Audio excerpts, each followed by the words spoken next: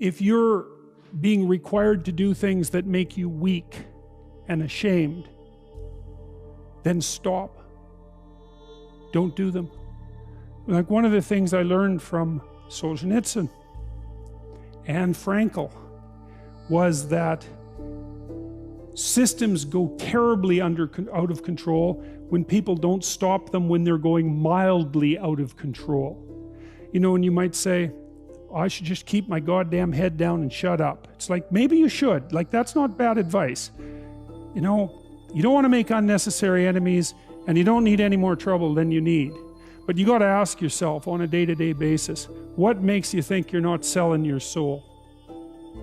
You know, and there's so much foolishness going on in the mid-level bureaucratic world now. That's where all the tyranny seems to be focused.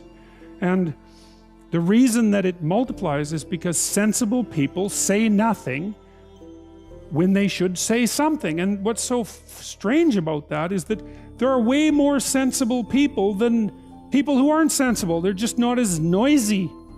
So what you'll turn out if, like, you know, so let's say something's bugging the hell out of you at work.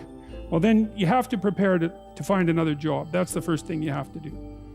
I don't think that you should find another job, but you should prepare to find another job. And if possible, you should prepare to find a better job.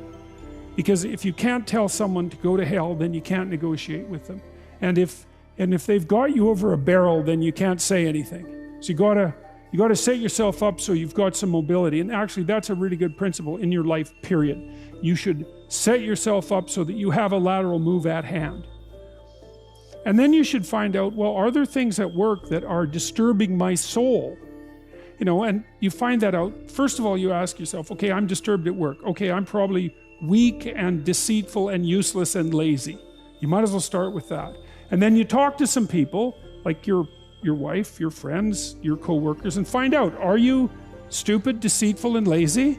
Or is there something not so good going on at work? And so if you can then eliminate your own personal pathology as a cause of your dissatisfaction, then maybe there's something rotten in the state of Denmark. And maybe you should say something about it before the whole goddamn thing collapses, because that can happen. It can happen in companies a lot faster than people ever think. You know, and you may find that, well, first of all, you may find if you say something, well, first of all, that's an adventure, that's for sure. That's a bloody adventure. And you have to do it carefully.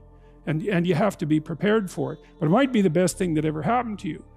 And the other thing is, if you're careful about it, you get your words right.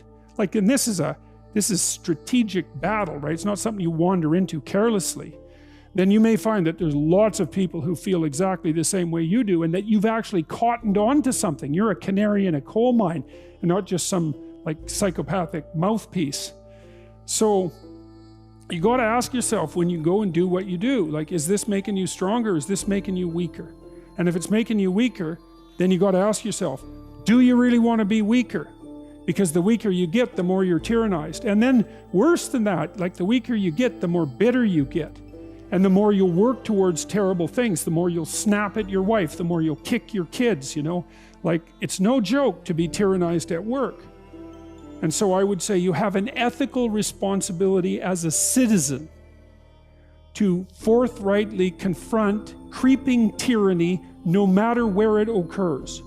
And part of what we're learning, I would say, from these stories, if we're learning anything at all, is that if you're aimed at the good, which is a question you really got to ask yourself, you know, if you're genuinely aimed at the good, then take heart, because you're a lot stronger than you think.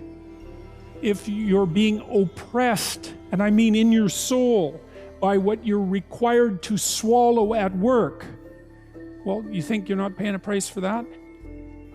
You got no self-respect, and rightly so. But worse than that, you're an agent of your own destruction. You're destroying your own ideal, and you're letting people who are weak and corrupt win. And if you stood up and stood up properly, but you have to put yourself in order to do this, at least to some degree, right? You can't do it casually. You have to do it from some position of preparedness and strength. Then what makes you think you couldn't scare them back into the corners? And that would be a good thing. And, you know, The alternative, personally, is bad because there's a psychological degeneration that goes along with it. I've seen this with many of the people that I've worked with who have been tyrannized in the workplace to the absolute detriment of their psychological and physical health, right? To the point of collapse, confronting these crazy things when they were sensible people. That's a terrible price to pay, man.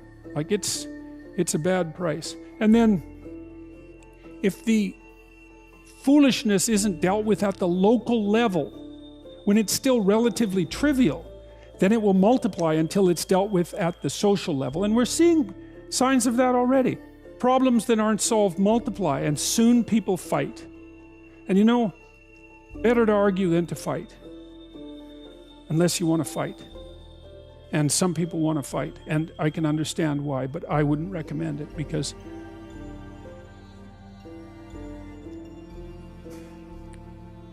that doesn't lead good places.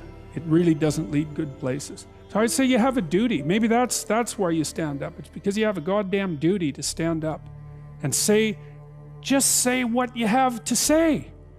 You don't even have to be trying to make a point exactly or trying to get something done. It's like, this is how it looks to me.